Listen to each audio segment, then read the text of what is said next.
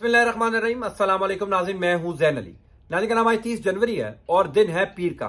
फवाद चौधरी तहरीक इंसाफ के रहनुमा इन दिनों में गिरफ्तार है। फवाद चौधरी के केस के अंदर हर गुजरते पल के साथ, हर गुजरते लम्हे के साथ नई अपडेट्स और नई डेवलपमेंट्स हो रही है। आज तकरीबन 5वां दिन है फवाद चौधरी की गिरफ्तारी का और इन 5 दिनों में इस केस के अंदर बहुत कुछ हुआ है। बड़ी इंपॉर्टेंट डेवलपमेंट्स हुई है और कुछ हैरानकुन चीजें हुई हैं। आज 30 जनवरी है, पीर का दिन है और आज सुबह फवाद चौधरी के केस के अंदर अचानक एक नया मोड़ आया। कौन है जो फवाद चौधरी के साथ शहबाज गिल वाला सलूक करने का प्लान कर रहा है? यानी जिस तरीके से शहबाज गिल के ऊपर मुबैना तौर पर तशद्दुद किया गया, करंट लगाया गया, बहुत कुछ हुआ, हूबहू वही मामलात फवाद चौधरी के साथ कौन कर रहा है। और सबसे इंपॉर्टेंट बात यह है कि इस वक्त फवाद चौधरी हैं कहां पर? गुज़िश्ता 9-10 महीनों के अंदर जब से इमरान खान की हुकूमत का तख्ता उल्टा गया, जहां पर पाकिस्तान में बहुत ज्यादा इदारे, बहुत ज्यादा लोग एक्सपोज हुए, बेनकाब हुए, वहां पर पाकिस्तान की अदलिया भी पिछले 9-10 महीनों के अंदर बहुत बुरे तरीके से एक्सपोज हुई है।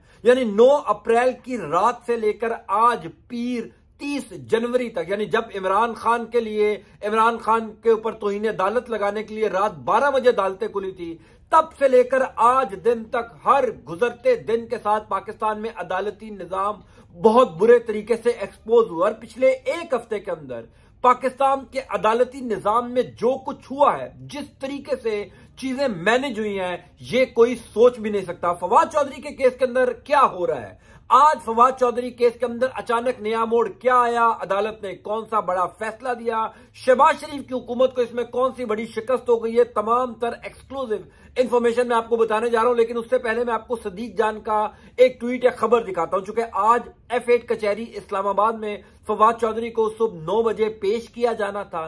फवाद चौधरी कहां पर है? फवाद चौधरी को पेश किया गया, नहीं किया गया? सदीक जानी अब तक दोपहर के तकरीबन 3 बज चुके हैं, अब तक की इतलात क्या है फवाद चौधरी के केस में? आप सदीक जान का ट्वीट देखें, उसके बाद मैं आपको बताऊंगा कि इस केस के अंदर हो क्या रहा है, क्यों उनके घर की तलाशी ली जा रही है, कल अचानक फवाद चौधरी को लाहौर क्यों लाया गया, वो तो इस्लामाबाद में थे, क्या हो रहा है असल में मैं आपको बताऊंगा। सदीक जान का ट्वीट देखें। सदीक जान लिखते हैं, अभी तक हमें बताया नहीं जा रहा फवाद चौधरी को कहां रखा जा रहा है। अभी तक फवाद चौधरी को अदालत भी पेश नहीं किया गया। अब हम इंतजार में हैं कि कब फवाद चौधरी को अदालत पेश किया जाएगा। हमने कल फवाद चौधरी पर मुमकिन तशद्दुद रोकने की दरखास्त दायर की थी। ये उनके भाई और उनके जो वकील हैं फैसल चौधरी, वो कह रहे हैं हमें खदशा है कि हिरासत के दौरान फवाद चौधरी पर तशद्दुद ना किया गया हो। फवाद का तिब्बी मुआयना कराने का भी अदालत ने कह रखा है। फैसल चौधरी, फवाद चौधरी कहां हैं?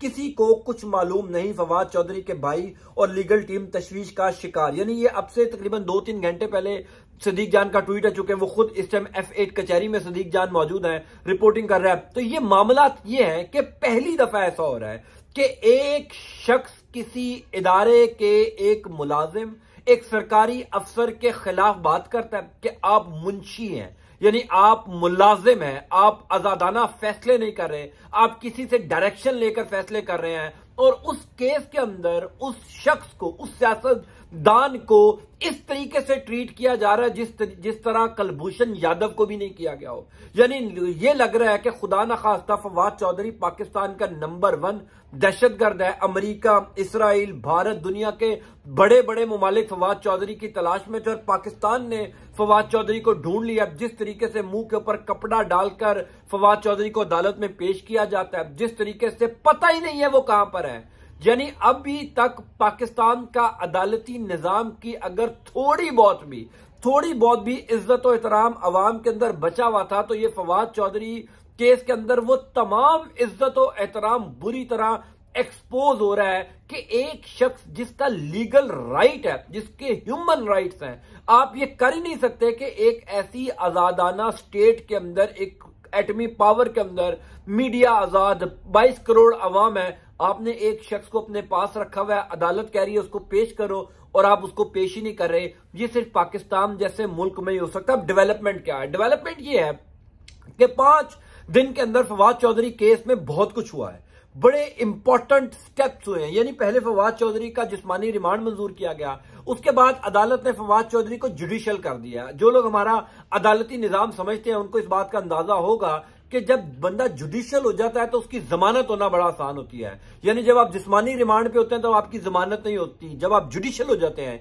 यानी जब आपको जेल भेज दिया जाता है तब आपकी जमानत होती है। फवाद चौधरी को जुडिशियल किया गया तो तासुर ये था, खबर ये थी कि फवाद चौधरी की जमानत हो जाएगी। तहरीक इंसाफ के वुकला ने जमानत की दरखास्त भी दायर कर दी, लेकिन अचानक अगले दिन उसी जज साहब ने जिन्होंने फवाद चौधरी को जुडिशियल किया था, उन्होंने अगले दिन दोबारा जिस्मानी रिमांड पर फवाद चौधरी को भेज दिया। और दिलचस्प बात यह है कि इस दौरान जो पुलिस है वो फवाद चौधरी के घर की तलाशी लेना चाहती है, फवाद चौधरी का मोबाइल डाटा देखना चाहती है, उनके लैपटॉप का डाटा देखना चाहती है। अब अगर एक शख्स ने कोई जुर्म किया है, कोई कत्ल किया है, उस शख्स ने कोई खुदा न खास्ता दहशतगर्दी की है या कोई खुदा न खास्ता कोई खुफिया असासों की मालूमात बैरून मुल्क को दी है, कोई ऐसा काम किया है जिससे पाकिस्तान की नेशनल सिक्योरिटी कॉम्प्रोमाइज हुई है, तो आप उसके घर की तलाशी लें, उसके घर की उसका मोबाइल डाटा लें, उसकी तमाम चीजें देखें। लेकिन अगर एक शख्स ने सिर्फ अपने मुंह से एक बयान दिया है सरकारी अफसर के खिलाफ, यह कहा है कि वो सरकारी अफसर किसी से डायरेक्शन लेता है, वो मुंशी है,